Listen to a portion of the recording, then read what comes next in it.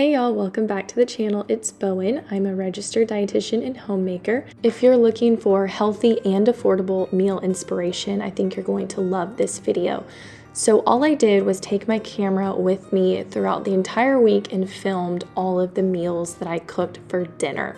The video is going to be quick inspiration for you if you are trying to plan out your meals for the week, or if you're just trying to learn more about cooking and putting together meals. I think you'll really enjoy this video. I won't explain things step by step, but you're going to get a good idea of how I put meals together for my family. Everything in the video is for educational and inspirational purposes only. Nothing in the video is medical advice from me as a dietitian. So enjoy, and I hope you learned something. Okay, day one is a perfect example of me trying to scrounge together a meal with whatever I can figure out at the last minute. I had some leftover pork fat that I basically turned into cracklins. I was rendering it slowly in the crock pot all day, but I still had a lot of bits and pieces left. So I fried those up in the cast iron skillet with some carrots and parsnips, and that made a really good side dish. For the main entree that night, I was cooking oxtail.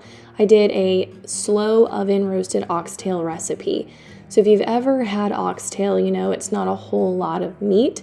So the pork cracklin vegetable side dish really kind of helped balance it out since we had very little meat with the oxtail.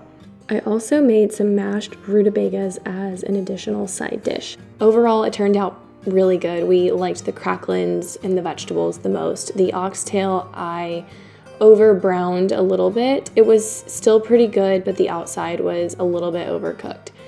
That's okay. Live and learn, right? Day two is one of our current favorite meal combinations. My husband will make some type of fish on the grill with a curry sort of seasoning, and then we pair it with vegetables and coconut milk rice. I simply just cook 1 cup of rice in a full can of coconut milk. The high-fat coconut milk in the rice is just so creamy, so delicious, and it really helps balance out the leanness of the fish and make the meal a lot more fulfilling.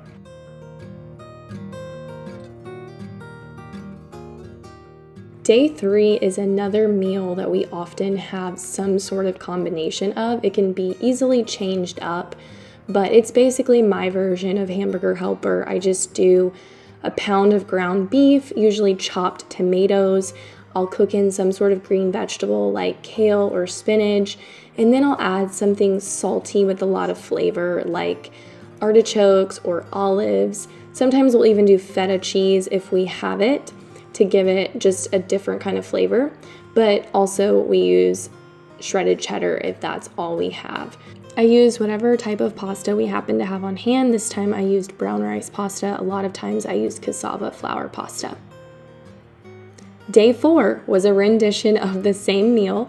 So we had a lot of leftovers, but I was able to bulk it up with adding a couple of sauteed zucchini. I repurpose leftovers quite often, so this is a pretty good example of how I do that. A lot of the times we use leftovers for lunches the next day, but sometimes I make other things for lunches. So this time I was able to skip out on having to cook a big meal the next night, which is always nice. Topped it with plenty of delicious cheddar cheese. This is always a super easy meal to throw together, and it is toddler approved. He loves this and will eat the vegetables that are cooked into it as well. So this is one that we do pretty often. On day five, I made salmon patties, also known as salmon croquettes. I have a recipe on my Instagram and my YouTube. It's on the shorts section or the reels section. So it's really simple. You just take a can of salmon, do a shredded potato. You could even add in some breadcrumbs. You could add in some chopped onion. You know, you can go all out with this recipe and make it your own. I use 1 egg as a binder, and then I will make patties and lightly coat them in some sort of flour. I have used all types of flour. Day six, I made ground venison tacos. So I just had some ground venison meat. I browned it, spiced it up with all of the Mexican food inspired spices, served it with some of the almond flour tortillas from Costco and called it a day. So this was a Friday night easy meal. You could very easily add a side of beans or something like that if you wanted to make it stretch a little bit more. On day 7, we prepared as a team grilled venison backstrap. So I love this Aleppo sauce. I'm not sure if I'm saying that right, but I get it at Trader Joe's and it is so good on venison backstrap.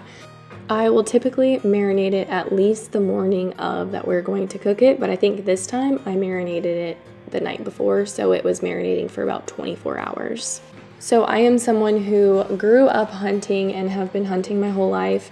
And cooking backstrap has always been intimidating to me because I just never felt like I knew how to cook it. But marinating it in this tasty sauce has really made it simple and easy for us. And then, of course, having my husband know how to cook it right. It's so super good. So we paired it with some leftover roasted sweet potatoes from the night before, and then I took the leftover marinade and sauteed some zucchini and carrots in that marinade, which was so flavorful and really good.